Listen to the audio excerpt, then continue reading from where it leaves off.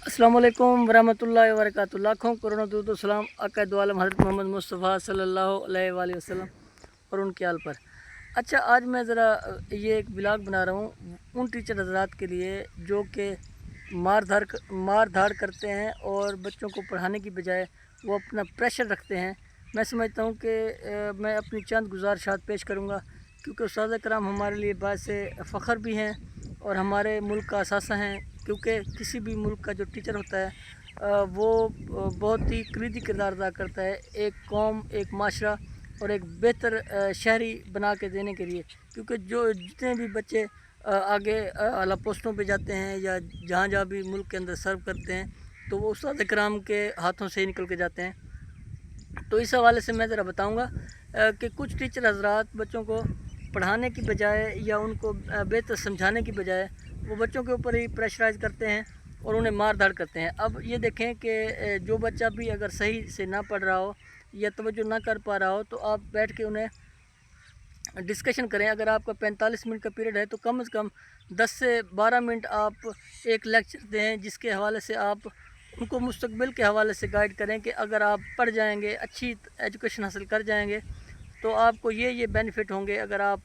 पाक आर्मी में जाएंगे या आप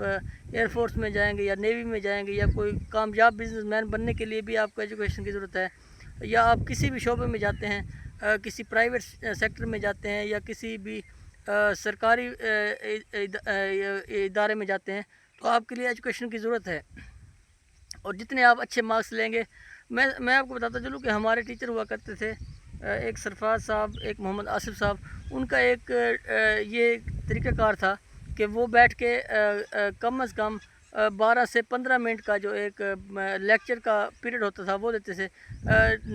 ना कि वो मार धाड़ करते थे, बल्कि वो 8 दिनों या 10 दिनों के बाद एक मरतबा लाजमी पनिश करते थे बच्चों को, सबको ही बराबर इक्वली पनिश करते थे। लेकिन वो ये नहीं है कि वो डेली बेसिस के ऊपर उन्होंने मारना, ऐसा नहीं होता था। बल्कि वो अगर ज़्यादा बच्चे मार्क्स कम ले रहे हैं, वो जब टेस्ट लेते थे तो वो फिर बैठ के समझाते थे कि बेटा, अगर आप पढ़ोगे, अच्छे तरीके से कंसंट्रेट करोगे एजुकेशन के ऊपर, तो आप तरक्की कर जाओगे। तो फिर बच्चों ने उन टीचर से अच्छा कुछ सीखा भी सही, और वो जो हमारी क्लास की जो एग्ज़ाम में जो मार्क्स आते थे वो भी अच्छे आते थे, और जो बच्चे जो रेशो होती थी वो भी तकरीबन 100% होती थी पास होने की। और जहाँ टीचर्स मार धाड़ करते हैं, वो भी हमारे पास डेटा मौजूद है कि वहाँ फिर मार धाड़ की वजह से अक्सर बच्चे तो छोड़ के भाग जाते हैं और वो मज़दूरी वगैरह करने लग जाते हैं, अपने कैरियर के अंदर फेल हो जाते हैं। दूसरा, जो बच्चे अगर पढ़ते भी रहते हैं तो वो एक ज़हनी तौर पे टेंशन में रहते हैं और वो अपनी तवज्जो पढ़ाई के ऊपर नहीं कर पाते बराबर। तो लिहाजा उस्ताद कराम से ये गुजारिश है, जो भी बहुत ज़्यादा टार्चर करते हैं बच्चों को, बहुत ज़्यादा मारते हैं, देखें मारना या सख्ती करना वो भी आपका हक है, लेकिन इस हद तक करें कि बच्चों के अंदर सिर्फ एक डर रहे। ये ना हो कि वो फिर बहाने बनाते रहें, जब टेस्ट हो तो वो फिर उससे छुट्टियां कर लें, फिर आप इतना टार्चर करें कि वो फिर बुखार का, बीमारी का बहाना बना के छुट्टियां करते रहें और फिर वो स्कूल ही स्किप कर जाएं। तो इसका जो फिर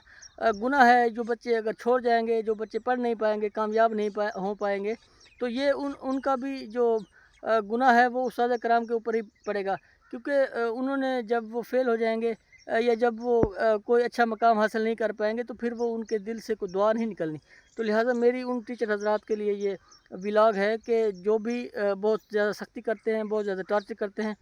ना कि तैयारी करवाने की बजाय या ख़ुद से सब्जेक्टों के ऊपर वर्क करने की बजाय, वर्क करके फिर बच्चों के ऊपर मेहनत करने की बजाय वो सिर्फ मार धाड़ की कोशिश करते हैं, ताकि बच्चे डर से ज़्यादा तवज्जो करें पढ़ाई के ऊपर। तो मैं समझता हूँ कि उनका ये जो फार्मूला है, मैं समझता हूँ कि ये कामयाब फार्मूला नहीं है, बल्कि ये एक नाकाम तरीन फार्मूला है। और हम देख चुके हैं कि कई ऐसे टीचर हजरात ने जिन्होंने सख्ती की, तो उनके जो स्टूडेंट थे वो कामयाब नहीं हो पाए, बल्कि वो स्टडी को स्किप कर जाते हैं उस मार धाड़ की वजह से। तो मैं समझता हूँ कि टीचर हजरात को बच्चों को बिठा के और उनको समझाना चाहिए, चाहे उसके ऊपर आपका ज़्यादा से ज़्यादा टाइम भी लग जाए, चाहे एक दिन आप पूरा ही एक लेक्चर अगर आपको देना पड़ जाता है, तो आप उसके ऊपर आप दें। بچوں کو مستقبل کے حوالے سے گائیڈ کریں کہ آپ کے ماں باپ جو آپ کے اوپر پیسہ خرچ کر رہے ہیں، جو آپ کے اوپر انویسٹمنٹ ہو رہی ہے، تو بیٹا اس کو آپ ضائع نہ ہونے دیں۔ یہ آج کل آپ کے پاس یہی 10 سال یا 12 سال ہیں، یہ اگر آپ اچھے سے لگا جاتے ہیں تو آپ کو آگے آنے والے ٹائم میں یہ 10 سال یا 12 سال بہت کام آنے والے ہیں، اور آپ ایک بہتر شہری کے طور پر سامنے آئیں گے۔ تو میں سمجھتا ہوں اساتذہ کرام کا بڑا کلیدی رول ہے۔ اس طرح سے اگر بچوں کو اگر ٹریٹ کیا جائے تو میں سمجھتا ہوں ایک تو جو پاس ہونے کی جو ریشو ہے وہ جو ہماری 40% 50% پہ کھڑی ہے، 45% پہ کھڑی ہے، وہ بھی آپ کو 90+ ہوتی ہوئی، بلکہ میں سمجھتا ہوں کہ 100% تک چلی جائے گی، کیونکہ جو ایک نالائق بچہ ہوتا ہے یا ایوریج بچہ ہوتا ہے، اس کے لیے ضروری ہے کہ آپ اس کا مائنڈ سیٹ کریں، اس کا مائنڈ واش کریں اور باتوں سے لیکچر دے کے، اور میں سمجھتا ہوں کہ جب اس کے ذہن میں یہ چیز بیٹھ جائے گی کہ ایجوکیشن اس کے لیے ضروری ہے،